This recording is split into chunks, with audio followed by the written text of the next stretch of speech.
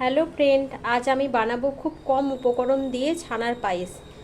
তার জন্য আমি এখানে একটা পাত্রে 500 ml দুধ গরম করে নিয়েছি। এবার এই দুধটাকে আমি ছানা কাটিয়ে নেব।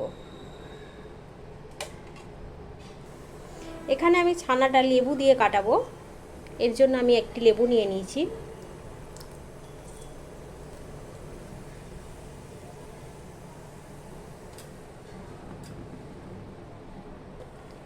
দেখুন আমাদের ছানাটা হয়ে গেছে। এবার আমি এই ছানাটা একটি ছেঁকে নিয়ে ঠান্ডা জল দিয়ে ধুয়ে নেব।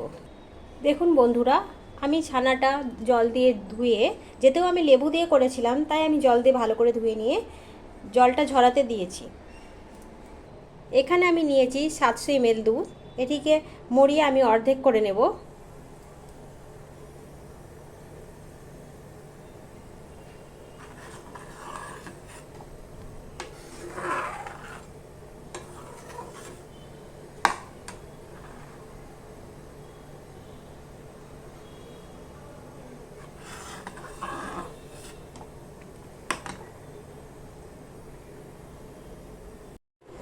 দেখুন আমাদের দুধটা প্রায় অর্ধেক হয়েই গেছে।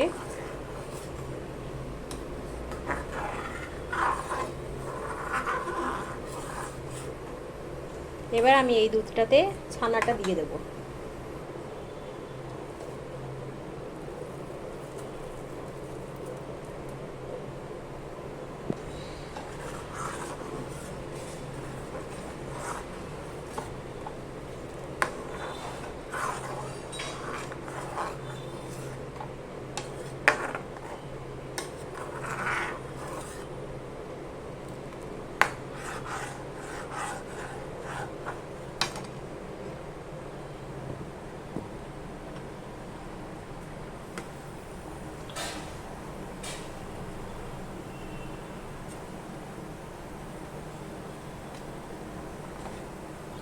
আমি দুধের সাথে ছানাটাকে ভালো করে মিশিয়ে নিচ্ছি।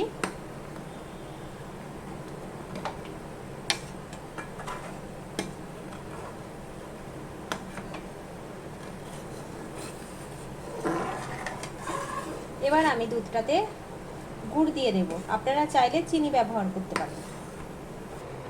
গুড়টা আমি সামান্য পরিমাণই দেব, কারণ ছানার পায়েসে সামান্য হালকা মিষ্টি হলেই হয়তো ভালো লাগে। আপনারা কেউ যদি মানে বেশি মিষ্টি খেতে পছন্দ করেন তারা আপনাদের স্বাদ মতন দেবেন।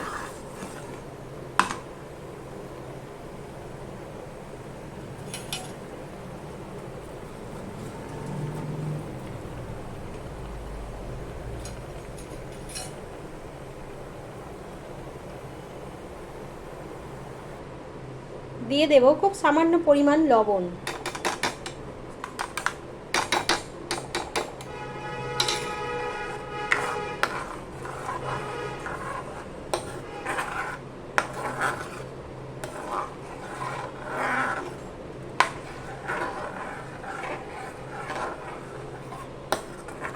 লবণটাকে আমি ভালোভাবে মিশিয়ে নিয়েছি।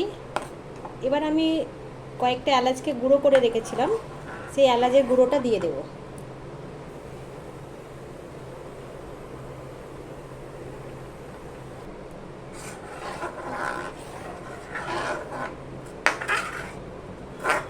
এবার দিয়ে দেব আমি কিছু পরিমাণ গ্রেট করে রাখা কাজু আর কাঠবাদামের। আমি কাজু আর কাঠবাদামটা দিয়ে দিলাম।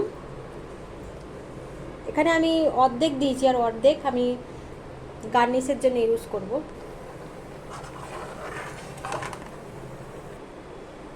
দেখুন আমাদের নামানো হয়ে গেছে। এবার আমি ওপর থেকে কাজু আর কাঠবাদামটা ছড়িয়ে দেবো।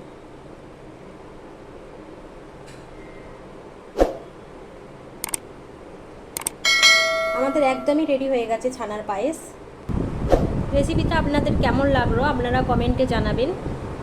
যদি আপনাদের রেসিপিটা ভালো লেগে থাকে আপনারা লাইক, কমেন্ট এবং শেয়ার করে দেবেন।